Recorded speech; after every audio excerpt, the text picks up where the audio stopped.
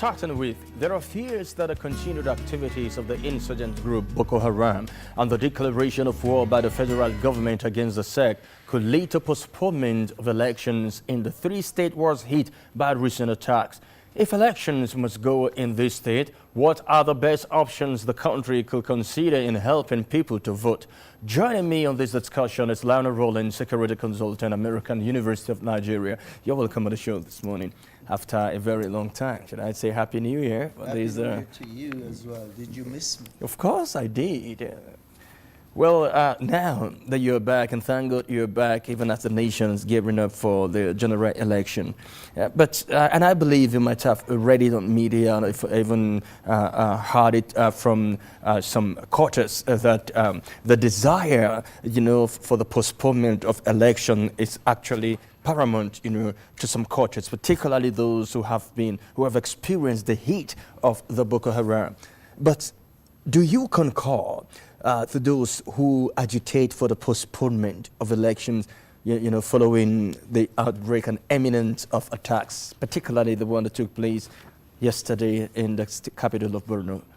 No, you shouldn't do that. That is counterproductive to everything else. If you were to postpone the elections, the rest of the world will always believe there is some trickery or deceit, and everybody's watching.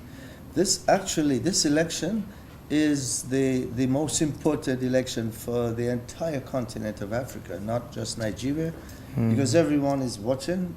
All the countries of Africa, they are watching and observing, and so is the Western world. That is why just yesterday the Secretary of State came to visit, is because it's an important time for Nigeria, and for them to postpone the elections, it'd be the worst thing to do at this moment. And then, if they were to do so, I believe it will resort to violence. The postponement will resort to violence. I believe so. Well, there are some who also believe that should the election hold, it might still trigger certain violence from some quarters. What do you make out of it? There will be violence because Boko Haram is probably going to try to disrupt it as much as they can. But it's better for the little disruption by Boko Haram than postponing the entire election. And if they were to postpone the entire election, it will be even worse than Boko Haram, because people throughout the country, I believe, and this is just because of the experience that you see all over the world, if they were to do so, the entire country will explode. And now, if there is a possible postponement of the election, what do you think will be the consequence of that on Nigerians? Well, first of all, the rest of the world will think that there is trickery and deceit. The Nigerians will believe that they were not treated fairly and they didn't get a chance to actually participate in choosing a new government. But I think supporters of both parties would resort to some form of rioting or demonstrations, and demonstrations, even though they may begin peacefully, will resort to sometimes turn into riots, and the riots definitely sometimes turn into violence. The fact is, they cannot do it. It's not the right time to do that. And if there is a little bit of disruption by Boko Haram, which they will try to disrupt it, it is still not good enough to postpone the elections. All right, still not good enough to postpone the election. But looking at it from a legal point of view now, not necessarily coming from a culture that live within the parameters of towns that were mostly hit, but on legal perspective now. There is a constitution, a section of the constitution that says when a nation is at war, but when Nigeria is at war, and it is eminent now that some will tell you that Nigeria is at war, but I will still ask you that, and that if the country is at war, the country shouldn't go into elections. Now, the question is, do you see Nigeria at war? No. Yes, there is some conflict and there is a Boko Haram insurgency, but it's not, when a country is at war, it means the entire country is at war. There is destruction, people are shipping out to go to war, there is just mayhem and things are just not functioning. is not so throughout Nigeria. There are people in the south who go along, business as usual. Yeah, but those who have the share, who had experienced it, who have seen it, they have felt it, they have tested it, they would of course tell you that Nigeria is at war. But also got to find out really whether Nigeria is at war and how to get out of this, if indeed it is a war. After the break now. Well, let's take a break now. We'll be right back. The discussion continues. Stay with us.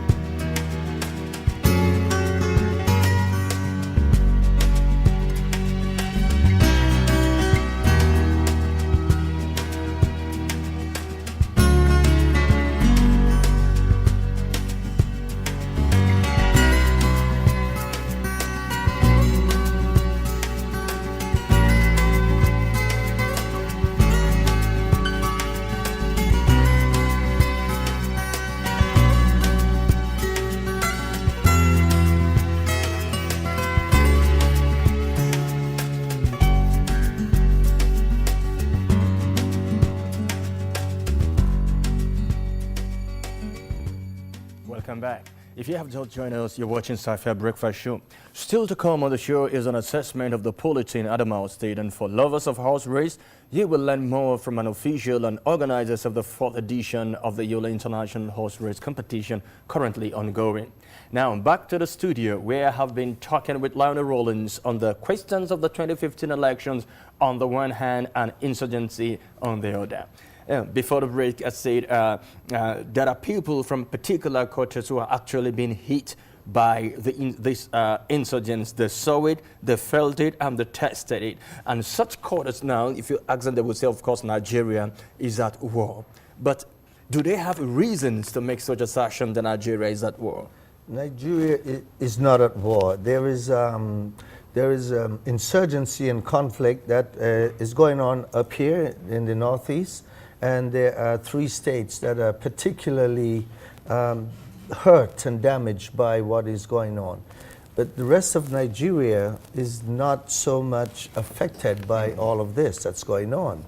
Life goes on in Abuja and Lagos and Port Harcourt and Niger Delta. And so it's not as if the whole country is at war. Where we are is experiencing this.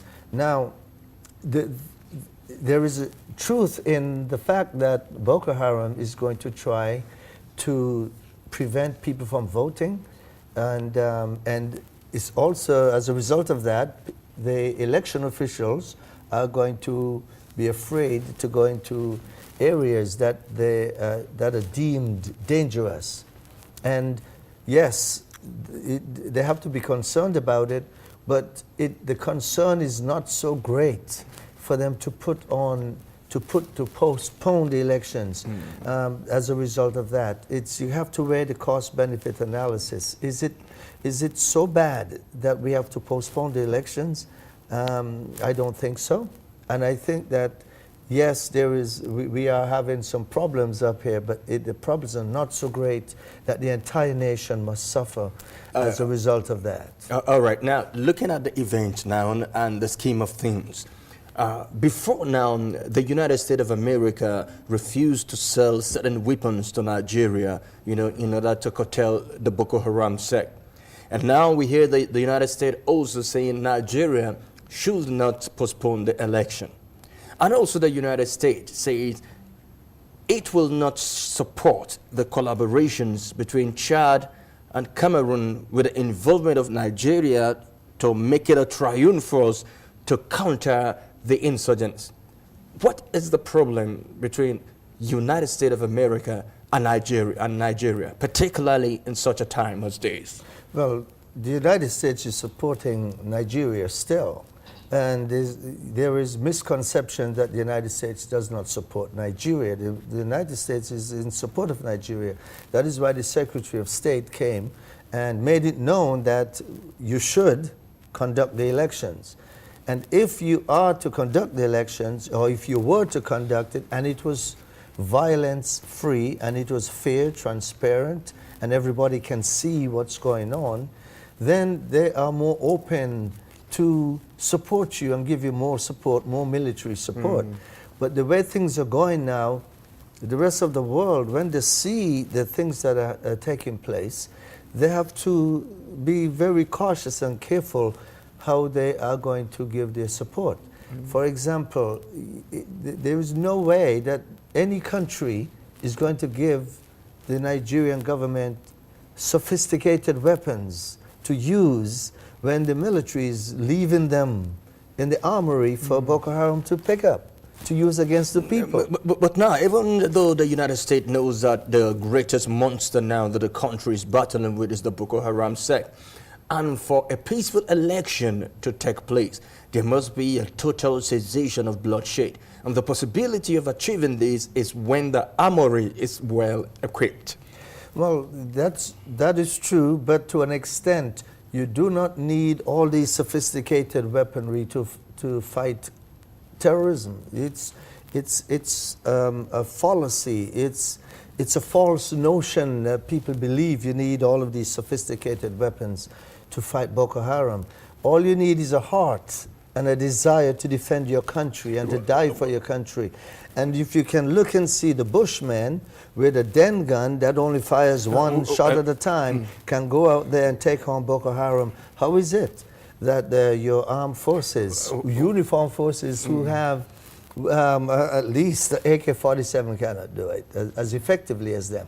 So it is heart, it's desire, is a wanting to die for your country, for your flag, for your constitution. That's right. If you don't have it, I don't care how many weapons of sophisticated types you have, it won't work. Now, well, talking about matters of integrity now, but looking at the recent events where about 54 soldiers of the Nigerian army were sentenced to death, by they were court-martialed and actually sentenced to death because they withdrew to repel an attack, on the Boko Haram sect before the captured Mubi. But individually, some of these soldiers were actually laying their cards on the table. They said they were not actually given the command, the willpower, to attack. Now, you're talking about heart now. Of course, they had the heart, but they were not given the platform for the heart to express what it felt on the inside. If commands were to come from the superior officers to withdraw, so that the insurgents can have an uphold over an overrun Mubi, then there is the problem, not just the problem of the heart, but the problem of equipment of the armory. Do you still concur to that? No, I still disagree. You need a heart and a desire. Give me 10 Nigerians who are willing to die for their country, and I will promise you, I can take 10 Nigerians who are willing to die for their country. I'll defend any fort, any military base, anywhere, just 10. I can do it. Just 10. 10. Okay, let's assume you are given the 10 now. And each of the 10 have pairs of magazine on their AK-47, while the insurgency are coming with dozens of magazine, and maybe that's what even make them trigger friendly or trigger happy to shoot sporadically wherever they go to. So what do you make of this? Does it really give an edge for the military to counteract the possible and imminent attack of the Boko Haram? Die doing your job. That is why you joined the military. So you're saying that most Nigerian soldiers don't want to die? Well, you don't want to die. Does Boko Haram want to live or die? Do they care? Well, some of them might say they are fighting against people who don't care to die. The fact is, when you join the military, you take an oath to defend your country and the Constitution, and you to defend enemies, domestic and international. And you have you signed an agreement that you will die serving your country, not run away. You will die. So if you know you do not want to die for your country, do not join the police, don't join the military. That is another point. Well, I think it will be a discussion for another day where we look at the propensity that led people to join in military, not necessarily having a passion for the job. Now, back to the basis now. General election is forthcoming in less than 3 weeks now. And of course, people have been on the show here, particularly those who hail from Michika, Madagali, and Mubi. They agitated for the postponement of the election, of course, no doubt about it. And even if you can walk down the road, some people can still tell you the same. But the United States say Nigeria should not postpone, and they gave her reasons. Now, if Nigeria wouldn't postpone the election, if Nigeria should go to the polls, what are the necessary things Nigeria should do that will serve as rudiment, for people to have that joy to go to the polls and vote, in such a peaceful atmosphere? Well, first of all, both parties have got to come together. The PDP and the APC and whoever else. They have to come together and work as one to support people being able to go to vote. And that is, in and of itself, is very crucial, because they are the ones who are going to incite people to violence. So let us suppose that they did that properly, and there's no violence amongst the electorates and the voters. Then the only place you will find violence is from Boko Haram. Then what the government needs to do is heavily militarize those areas. Take the people from the peaceful areas, bring the military into the areas that are prone to violence, and give them that protection, that reassurance that they will protect these people and give them the right to vote.